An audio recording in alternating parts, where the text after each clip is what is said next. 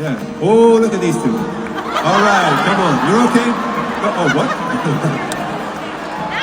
Either they're having an affair or they're just very shy.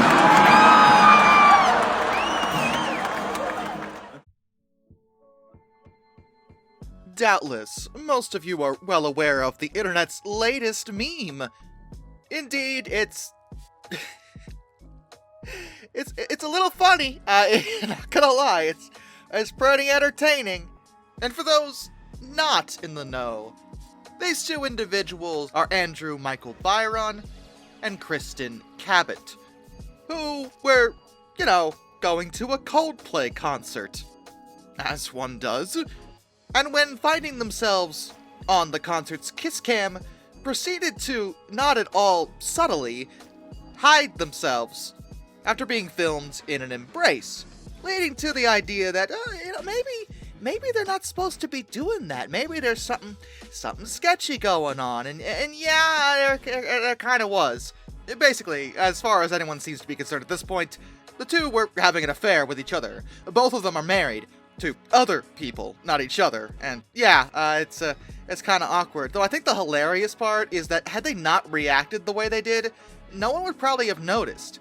It would never have gone viral, and it's possible even their spouses would never have known. But because they made it apparent that something not so moral was going on, well, the whole thing went viral. And the fallout was pretty major, at least for Andrew. Not so sure about Kristin just yet. Because they're not just any two people having an affair. These are two people that worked at the same company, a company called Astronomer. Andrew being the CEO, and Kristin being the Chief People Officer, CPO, basically the head of human resources. Which is hilarious, actually. Really, she's the head of human resources, and having an affair with the married CEO while being married herself. Interesting. But the thing I've noticed about this whole thing thus far is that all the news media outlets and all the posts about it are talking about the two people involved and simply mentioning the company. Again, Astronomer. And that's fair enough, talk about the people, not the company. But it was driving me crazy because I'm like, okay, yeah, but is anyone gonna explain what Astronomer is?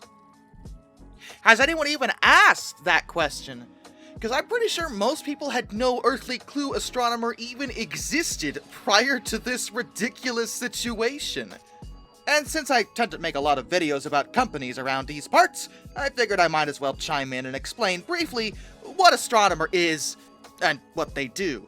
And the reason you probably hadn't heard of them before is that, frankly, they're not the kind of company that's selling you anything. I know that doesn't make sense. Like, well, isn't that what a company does? They sell a product or service? And yes, but in Astronomer's case, their entire business model is selling their product to other companies. Remember a while back when I went over the histories of locomotive manufacturers like Baldwin, Alco, Lima, those guys? And I mentioned how most regular people wouldn't be their customers because most regular people aren't gonna walk into Baldwin and want to purchase a steam locomotive. That's not usual. Normally, another company like a railroad would enter an order for one. Astronomer's kind of like that, except they're not making locomotives, obviously. They're a technology company, mostly focused on software. They created Astro, which is a unified data ops platform powered by Apache Airflow. If that sounds like I'm speaking Greek, I know, this is going to be hard for me to try to explain. And a lot of it might sound like Star Trek technobabble to most of you, but what you need to know is that Astro helps data teams for various different organizations build, run, observe, and manage mission-critical data pipelines for things like analytics and even AI-driven applications. Of course, they're into artificial intelligence. Every frickin' tech company's into AI. Don't be surprised by that. They operate a software-as-a-service business model, which is a cloud computing service model where the provider offers use of application software to a client and manages all needed physical and software resources. Basically, none of the companies that utilize Astronomer's tech actually need to worry about having their own servers or anything else. Astronomer does all that for them via the imaginary cloud. Pretty much all their products focus on data acquisition. Data is, well, pretty vague, obviously. It depends on what company, but you need to keep track of all of it in order to figure out where your business should be heading. you need to look at all sorts of numbers. So many numbers just all over the place. And Astronomer's software helps make that process easier. They're even working on an open source project called Astronomer Cosmos.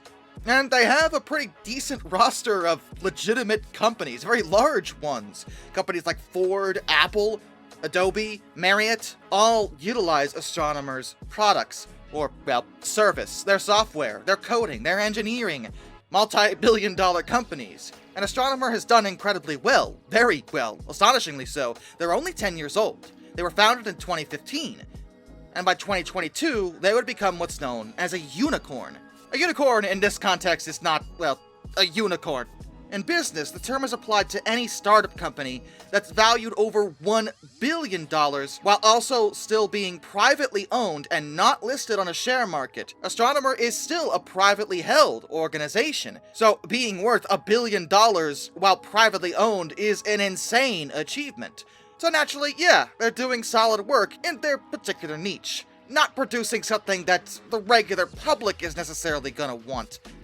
Again, I have a feeling most of you didn't even know Astronomer existed prior to the whole meme situation, and I certainly don't think you knew what they did prior to me just now telling you. And I'm sure some people in the comments are gonna be like, actually, I knew everything about them before this. And if that's the case, wonderful. I don't really care. But good for you. But now you know that particular story. And their story isn't over. I can't really do a deep dive into them because they're so new, and what they do is so niche. If they go under because of a major scandal or something, maybe I'll cover them again sometime in the future.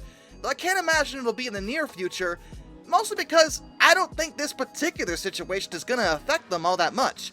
Astronomer themselves didn't really do anything wrong here, as a corporate entity anyway. It was just their CEO bumbling around with the head of human resources. Cheating on his wife, her cheating on her husband. Like, it's just something two idiots decided to do. An incredibly immoral thing. What they knew was immoral, but it really has nothing to do with the business at all. It might affect their own future career prospects quite a bit, but certainly not Astronomer's business. I imagine the companies that utilize them are gonna keep utilizing them, because regardless of what their CEO was doing, I mean, that product is still good, and it's not like what he did was... Okay, it was bad. It's bad to cheat on your significant other, I can't stress that enough, but there were worse things he could be doing. You know, the whole thing is almost comical, but it's not like he was caught on, like, say, a certain list the government won't release. Like, this could be a lot worse than it is, but it was bad enough that Andrew decided to resign just 3 days after the whole thing blew up. It's hard to say if he was internally pressured to do so, though he may have been, because suddenly a lot of people were talking about Astronomer, not really knowing what they do, and yeah, that's free publicity, but also, I didn't really need this. Like, no. Again, I don't think it's gonna affect them any real way, but regardless, the board probably wanted him out of there, and yes, he did decide to resign, with a man named Pete DeJoy serving as interim CEO until they find a permanent replacement, which is pretty normal for any sudden CEO resignation.